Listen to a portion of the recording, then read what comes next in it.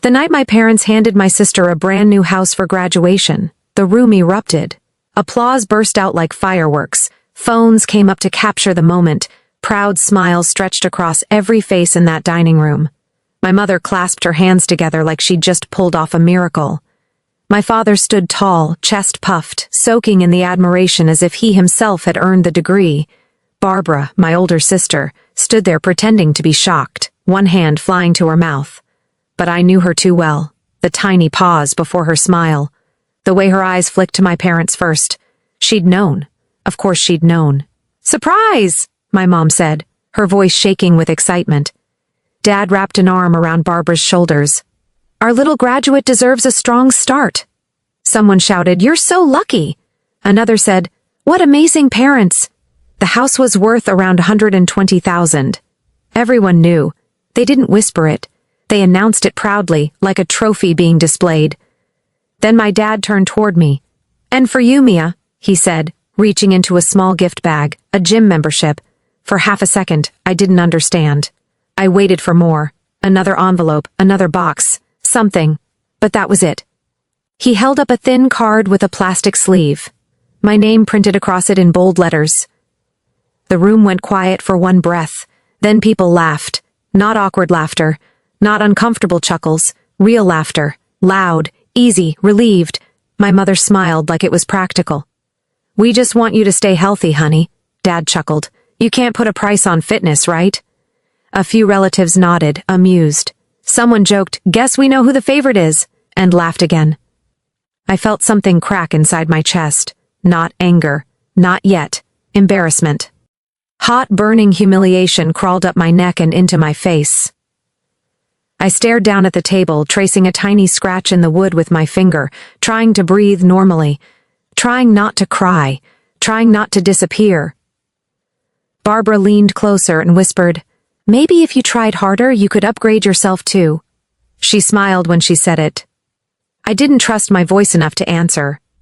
In that moment, I understood something clearly for the first time in my life.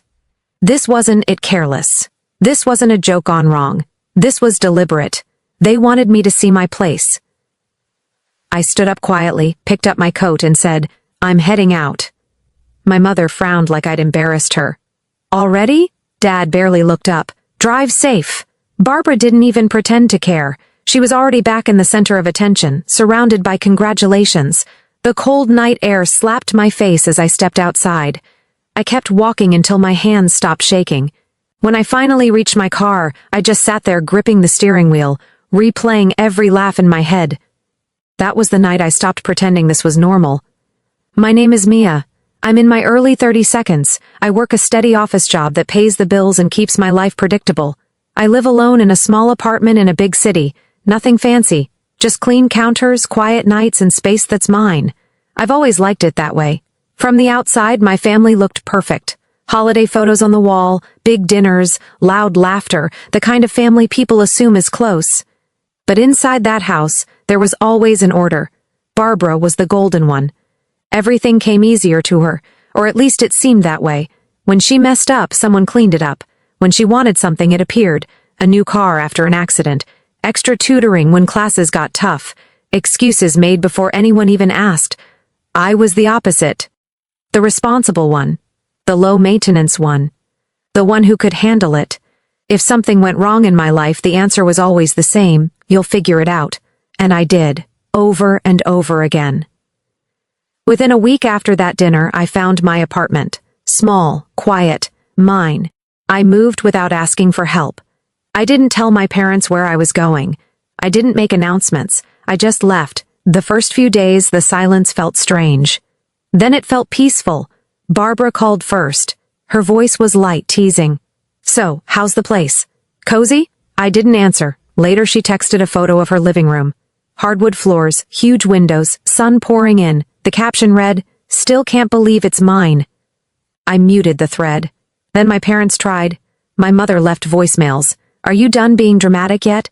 My father sent one text, "Call when you cool off." I didn't respond. Every message felt less like concern and more like irritation that I wasn't playing my role. A month passed. I settled into a routine, work during the day, simple dinners at night. I bought a cheap little plant for the window and watched it grow. It felt like proof that something in my life was finally moving forward instead of sideways. Then, late one evening, my phone rang. Barbara's name lit up the screen. I almost ignored it, but something in my gut told me not to. I answered. She was crying. Not fake crying, not dramatic sobs, real panic. Between gasps, she said, "Mia, I messed up. I really messed up." I sat on the edge of my bed, heart pounding, listening. She told me about a trip with friends, about a casino, about thinking she could double some money, about not stopping. "I lost it," she whispered. "I lost everything." I closed my eyes. "The house," she said. "It's gone." There was silence between us, thick and heavy. Finally, she added, "Mom and Dad are freaking out." I didn't say anything. I just listened as my golden sister cried, and for the first time in my life, I knew this was only the beginning. The call started the next morning. My phone rang before I'd even finished my coffee. I didn't need to look to know who it was. Mom. Her voice was different this time. Softer. Urgent. "Mia, sweetheart, we need to talk." I leaned against the counter, staring at the pale light coming through my kitchen window. "About what?" "You know what," she said. "About your sister. This is serious." Dad came on the line a moment later. "Family helps family," he said, like it was a rule carved in stone. "This isn't the time to hold grudges." They didn't ask how I was. They didn't ask if I was okay. They asked if I could help. "Just cover some bills," Mom said quickly. "Just for a little while until things get sorted out." I felt something shift inside me. Not anger, clarity. A month ago I was dramatic. Now I was needed. "I'll think about it," I said, and ended the call before they could say more. 2 days later, there was a knock on my door. I hadn't given Barbara my address. That alone should have warned me. When I opened the door, she stood there in the hallway looking smaller than I remembered. Her hair was messy, her clothes wrinkled, her eyes red and swollen. The confidence she wore like armor was gone, replaced by desperation. "Hey," she said, forcing a weak smile. "I just need somewhere to crash, just for a night." I stepped aside. She sat on my couch like it was temporary, like she'd be gone any minute. I didn't offer food, I didn't hug her, I just listened. She talked in circles, about bad luck, about pressure, about how none of this would have happened if our parents hadn't pushed her so hard. Not once did she say, "I messed up." One night turned into two. She started using my shower, eating my groceries, leaving her bag by the door like she belonged there. My apartment, my quiet, my safe little world started shrinking. On the third night, I stood in front of her. "You can't stay here anymore." Her face changed instantly. The panic sharpened into anger. "What am I supposed to do?" she snapped. "Sleep in my car?" I kept my voice calm. "You need to figure something out." She stared at me like she didn't recognize me. Then she grabbed her bag and stormed out, slamming the door hard enough to rattle the frame. The next morning, my mother called crying. "She's suffering, Mia. How can you be so cruel?" Dad followed with a text. "After everything we've done for you." Like support was a loan I didn't remember signing. Then things got strange. Food I knew I hadn't eaten went missing. A blanket folded differently than I'd left it. Little things. At first, I blamed myself. Stress messes with your memory.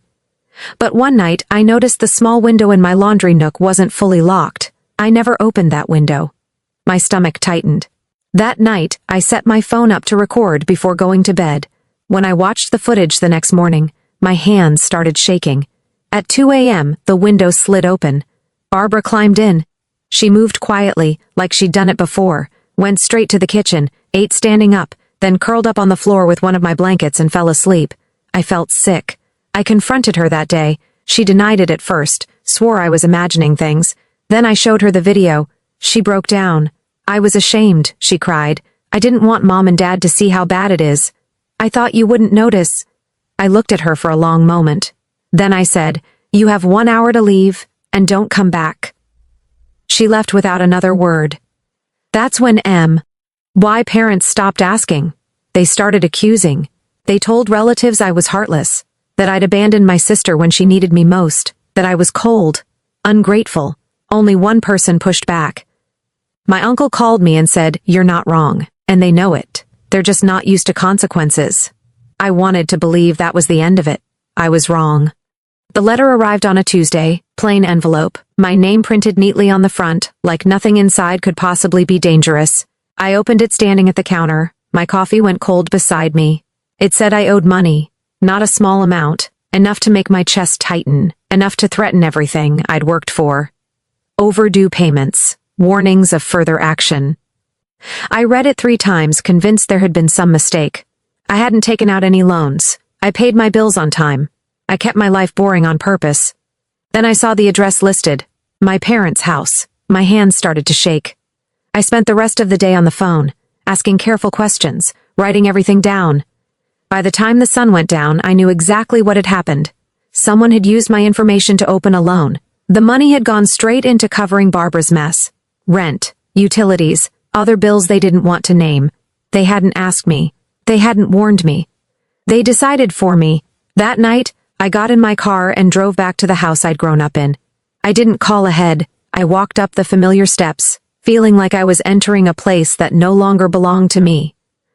My mother opened the door and froze. "Mia," she said too quickly. "You should have called." I walked past her into the living room. Dad was on the couch. Barbara stood near the window, arms crossed. I set the letter on the table. "Explain." My mother picked it up, glanced at it, then looked away. "We were going to tell you, Wick." "N?" My voice was steady, which surprised me. Dad sighed. "Things got out of hand. We just needed time." "You used my name," I said. "My credit. My future." Barbara scoffed. "You're overreacting. It's temporary." I turned to her. "You don't get to decide that." Mom stepped between us. "You know how desperate she was. What were we supposed to do? Let her end up on the street?" I laughed once. Short, sharp. "So you decided to put me there instead." "That's not fair," Dad snapped. "We raised you. Don't you think you owe us something?" The room went quiet. "No," I said. I told them everything. What this could do to me, how it could affect my ability to rent, to move, to live. I told them this wasn't a family fight. "It's a serious violation," I said. Mom started crying. Real tears. "We didn't think you'd find out so fast." Barbara rolled her eyes. "You always make everything about you." I looked at my parents. "Here's what's going to happen. You fix this, immediately. You close anything opened in my name. If I hear from them again, I will involve the authorities. I'm not threatening you, I'm informing you." Dad stood up, anger flashing across his face. "You wouldn't." "I would," I said, "and I won't lose sleep over it." Barbara exploded. "You're unbelievable. You have a good job, a nice life. You could help me, and you're choosing not to." I looked at her and finally saw it. Not confidence. Fear. "I already helped you," I said quietly, "by stepping aside and letting you face your own choices." She stared at me like I'd slapped her. I left without another word. For the next 2 days, my phone didn't stop buzzing. Calls, messages, guilt dressed up as concern, accusations disguised as disappointment. I didn't answer. On the 3rd day, I got confirmation. The loan had been closed, paid, handled. I didn't ask how. I locked down my credit. Changed passwords. Drew lines so clear they couldn't pretend not to see them. That night, my uncle called. "They're furious," he said. "But they're scared too. They know they went too far." "What about Barbara?" I asked. "She's angry," he said. "But for the first time, she's stuck." I hung up and sat in the quiet of my apartment, heart still racing. Underneath it was something new, relief. A week later, there was another knock at my door. I didn't need to look through the peephole to know who it was. Barbara stood there again, in the same narrow hallway, but she looked worse this time. Her shoulders sagged, dark circles sat under her eyes. The confidence she used to wear so easily was completely gone. "I just need to talk," she said. I didn't move aside. I held the door where it was. "Say it." She swallowed. "They won't help me anymore." "Mom and Dad. They said I need to figure it out." For a moment I almost laughed. Not because it was funny, but because it was so unreal to hear. "They finally said no," I replied. She nodded, eyes filling again. "I can't do this alone, Mia. I can't keep working 2 jobs. I can't live like this." Her voice cracked, and for just a second I almost felt sorry for her. Almost. "You should have thought about that before," I said. Her face hardened. "You think you're better than me?" "No," I said. "I think I learned faster." She stared at me, stunned. like no one had ever spoken to her that way before. Then she turned and walked away without another word. I closed the door and leaned my forehead against it, breathing out slowly. That was the moment I knew something had changed, not because I'd won, but because I'd stopped losing myself to them. After that night, everything went quiet. No more letters, no more threats hiding behind polite language, no more surprise visits. The loan stayed closed. My credit was locked. Down. I updated every account, changed every password, and made sure no one could touch my life without my consent again. Barbara stopped showing up. From what I heard through my uncle, she'd moved into a tiny apartment on the other side of the city, picked up extra shifts, long hours, no house, no safety net, just consequences. My parents still complained about her when they talked to him, but something had shifted. They weren't rescuing her anymore, not because they'd suddenly grown wiser, but because they were out of options. As for me, I focused forward. Work got busier. A few months later, I earned a promotion. Nothing flashy, just more responsibility and better pay. But it felt huge to me. Proof that my steady, quiet life was building into something real. I moved into a better apartment. More light, more space, more quiet. I brought my little plant with me and bought a second one for the new window. I liked watching them both grow. It reminded me that change didn't have to be loud to be powerful. My parents tried once. A careful message, neutral words, testing the waters. Hope you're doing well. I stared at it for a long time. Then I didn't respond. Silence felt healthier than any conversation we'd ever had. I wasn't angry anymore. I wasn't waiting for apologies. I wasn't hoping for closure. I didn't need any of that. Walking away hadn't ruined my family like they warned me it would. It saved me. I learned something I wish I'd known sooner. Love without limits isn't love. It's permission to be used. Choosing myself didn't make me heartless. It made me free. Some nights I still think about that dinner. The laughter, the gym card in my hand. The moment something cracked inside me.